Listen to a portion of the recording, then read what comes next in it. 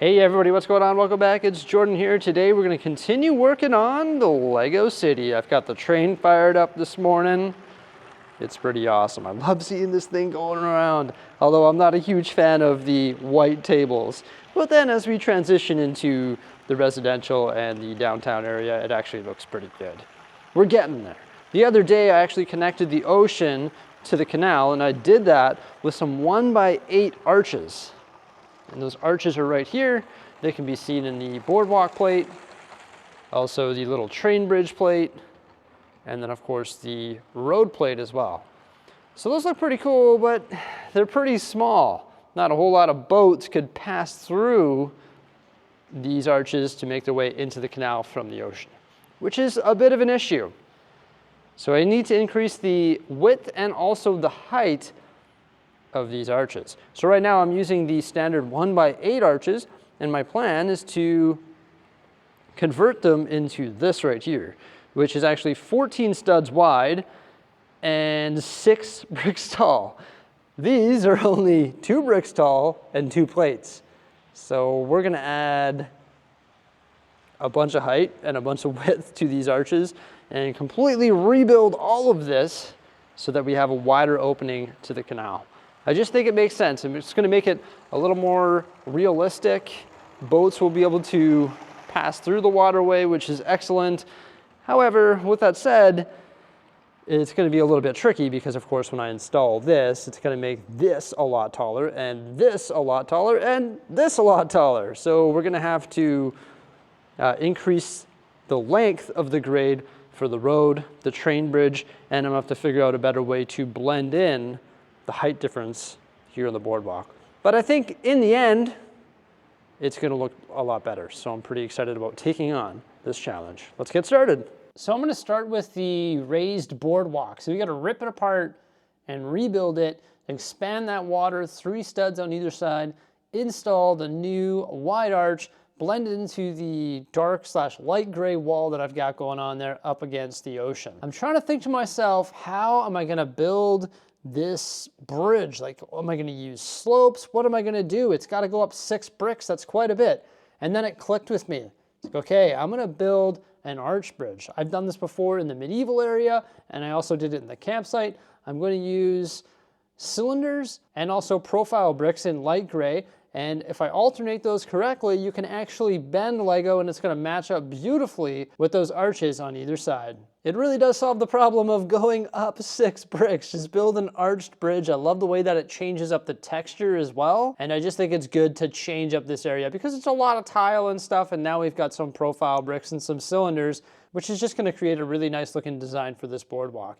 Now I could have built this using modified 1x2 plates like the rounded ones, and you'll see that I use some dark tan ones on the end there. That's because I'm out of light gray.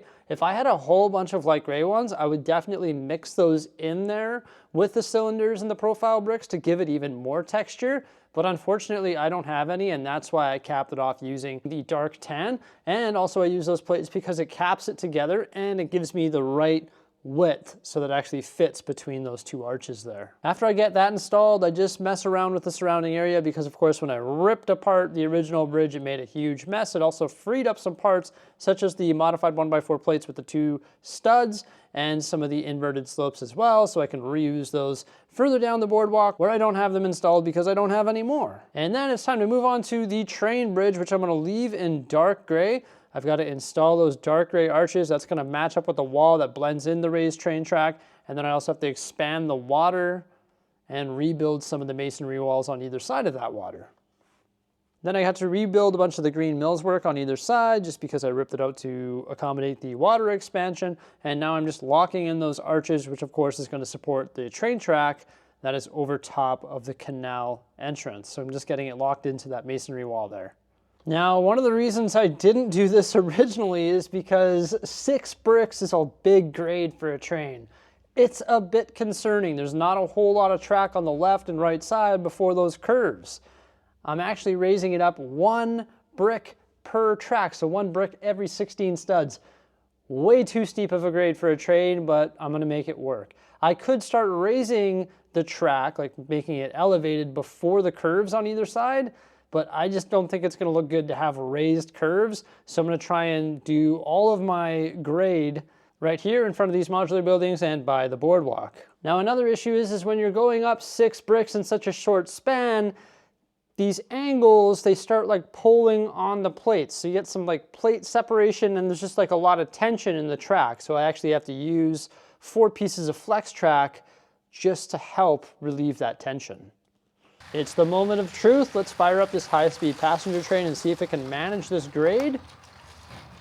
Doesn't seem to be a problem. It goes up a little bit slow and then comes down pretty quickly, but it can manage it. We just have to make sure we have it on the right speed. I think it was on the 3rd tick. I hit the button 3 times to power it up and get it over that grade, no problem.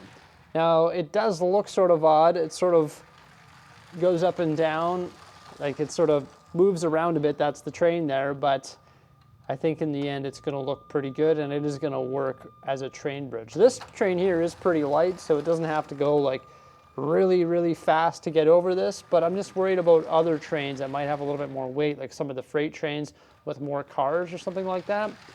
But I think this grade is actually gonna be okay, even though it is a bit intense, like 1 brick every single track. That is a pretty intense grade for a train track. I've never really done one that's this steep, but it seems to be managing, so I'm okay with the result. Now that I got that all taken care of, it's time to cover up all those colorful plates that support the tile on the underside of the train track. That doesn't look good at all, and look, you can see the colorful bricks under there as well. So I'm gonna stick with dark gray. I have all these 1x2 profile bricks from the pick and build wall. They're like the bumpy ones, I'm gonna call them. So I've got like a whole freezer bag full of those. So I decided, you know what, I'm gonna use those because I have a lot of them and they look good and I can cover both sides of this train track on either side of the arch for the canal.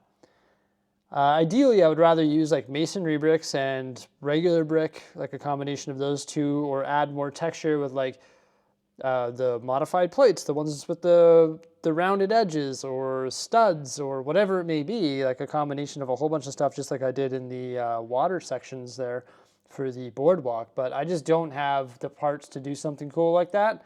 So for now, I'm just using these bricks, and I think the end result actually looks pretty cool. And it's actually going up at a slight grade. And what I decided to do was just use some of those 1x4 slopes, because I think that just sort of transitions it nicely. I also decided to change the supports that are supporting the train track, which is just your standard brick, 1 brick, 2 brick, 3 brick, 4 brick, 5 brick, 6 brick tall. And I decided just to put tiles on top of them. Originally I had it tacked down to the bottom of the train track, but it was just pulling. It's pulling these base plates, and as I was trying to build this dark bluish gray wall, you could just tell that there was tension that was caused by the grade of the train track, and nothing was aligning properly, so I decided to have the train track free floating on top of tiles rather than actually being tacked down to the 2x4 bricks. But yeah, I'm able to build the entire wall using these modified bricks that I found on the pab wall, which is pretty awesome. I'll probably have to get some more now because I think they look great, and I had an idea to build a road with that, like a bumpy road, like with a combination of that and other things, but I guess using them on this wall just sort of made sense, so I'm pretty happy with the results of that too. Pretty spick and span, if you ask me. And as I'm doing this, I'm like digging through my parts to try and find all these parts. Like for example, I don't have enough of the 1x4 slopes. There's a bunch of parts that I don't have enough of, but I'm sort of making do. Once I get that bridge constructed, it's trying to move on to the last phase of construction here, which of course is the road. We took care of the boardwalk, we took care of the train bridge, and now I've got to build the road. So first thing I do is rip apart the old one and I lay down the water. And you see those angled road plates there? They're actually just supported by 2x2 brick and some plate, and they're just at the perfect angle. But I know that I've got to go up 6 bricks, so I want to increase the length of that. So I took off the 8x16 plates, which were on the left and right side, and connected them to the 16x16 road plates there, just making that grade less aggressive. And now I've got to build these road extenders, which actually have hinges, so they are flat at the top there, and there's a hinge on either side so that I can hinge the road extenders so that they match the pitch of the road plates. Now getting the math of that all right took a little bit of time. You had to get it like perfect. I actually discovered that I had to add an additional brick in the center of the road extender and also an additional tile between the angled road and the flat road just to make up for the grade difference. Because of course, when you take these things and you angle them upward like a triangle somewhat, you're gonna get these gaps because they just take up less room when they're angled. So I had to fill those gaps with 1x plate and a tile or an additional brick in the road extender. After I get the road looking the way that I want it to look, I start working on the sidewalk. The sidewalk is gonna go on the left side up against the train track. Not ideal. I would prefer the bicycle lane to go on this side, but I constructed the bicycle lane on the other side, and I don't know if I wanna change everything up just to accommodate that need. Ideally, I'd prefer to have like pedestrians on the right side so they can actually look at the canal, but it is what it is. So I'm making a really cool sidewalk there that's got the slopes to make up the ramp for the increasing grade. Like we've got to go up 6 bricks, so I use a ton of slopes, and they're actually all just spaced out on 4x6 plates, and you just get like this perfect grade, which almost looks like a wheelchair ramp. And then I use some masonry bricks on either side to create the handrail, and I tile that off nicely. There are some parts that I don't have enough of. For example, I'm using slopes on the left side on the handrail, and I don't have enough slopes to do the right side. So I've pretty much got that all done. I can flip it around and start working on the bicycle lane side as well. So I'm pretty much gonna do the same thing. I'm gonna build in that arch, and I'm gonna build a 2x light bluish gray wall that encases that arch, and then I'm gonna take the road extender and grab some bicycle lane road extenders from some roads in the Lego City that I just finished constructing the other day, scavenge the parts from these and reallocate them to this right here. Now the reason I'm okay with scavenging some bicycle lanes from the Lego City road plates is because I think when I actually start to do some of the elevation, I'm gonna have to get rid of the bicycle lanes in a certain area in the city. But now that I have 3 of the bicycle lane road extenders from the Lego City, I'm able to make this really cool road extender, which hinges twice and has a bicycle lane in it. And I'm really happy with the way that it looks there. It just matches the slope of the road perfectly. It's time to clean up and have a look at the end results. All right, here we go. We may as well have a look at it the same way that we had a look at it when we started this video. Here comes the train. Little bit of a struggle going over the bridge, but not too bad. Gonna zoom around the corner. Bye-bye. So the grade starts back here. It's got 1, 2, 3, 4, 5, 6 pieces. And then from there, it's the same height as the bridge. You can see what I did with the flex track there. The flex just has a little bit of flex to it, making up for that gap that's caused when you do a grade with train track. And once again, this is just sitting here loosely.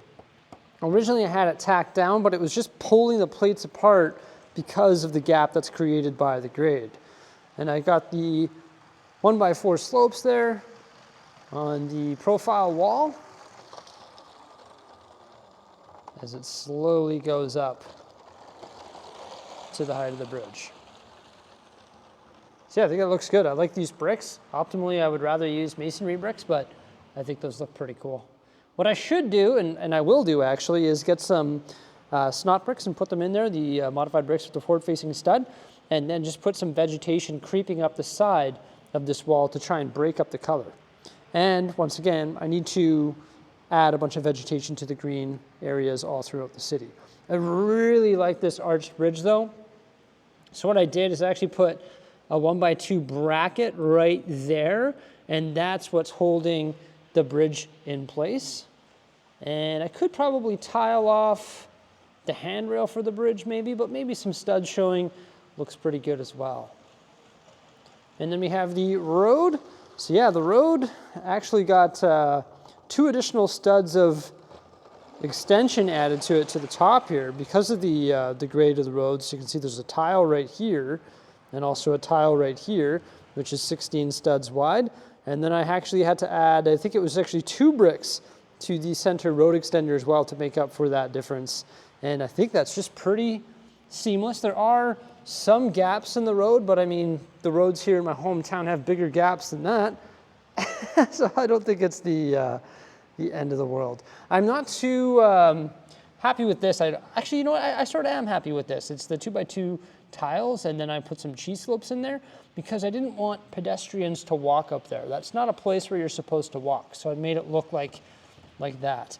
What I could do is put some sort of fencing here, and I could put fencing along, but I'm not sure how that would look either. Maybe I could make a masonry wall as well, but I sort of like the tiled off finish of that with the addition of the cheese slopes as well.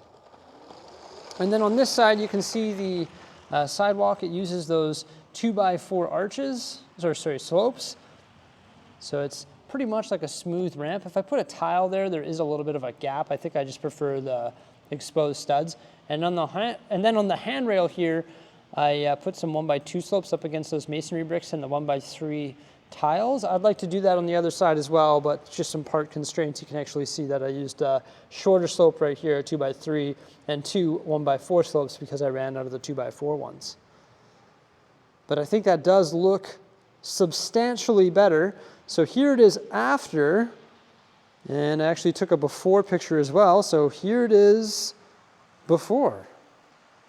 So yeah, I definitely think that the upgraded bridge for the pedestrian walkway, the train, and of course the road plate looks a lot better. A little bit too steep of a grade there. I wish it was a little bit less, but I didn't really want to add elevation over here. I didn't want to start adding elevation to the train track here and then have a raised curve. I could do that. For example, I could raise it maybe 1, 2, 3 bricks back here, and then just have the curve elevated 3 bricks all the way around so it doesn't go up an elevation around the curve, and then do 3 bricks here. But I just think that this end result looks a little bit better. Believe it or not, that took all day. I took care of some stuff this morning here in the studio in regards to other video. And then I got cracking on this, and I have been editing the voiceover while watching the Edmonton Oilers play the Florida Panthers in Game 5 of the NHL playoffs. And right now the Oilers are winning, and it's the second period intermission. And I was doing that all here in the studio, watching the game on my phone while I was building as well, and watching the game on my phone while I was editing. So there we go, everybody. I'm really happy with the end results of this. I think it is a substantial upgrade from what was here before. And that's really about it for today. I hope you enjoyed this video. Please remember to like, subscribe, and stay tuned for some more great stuff coming out in the near future. Farewell.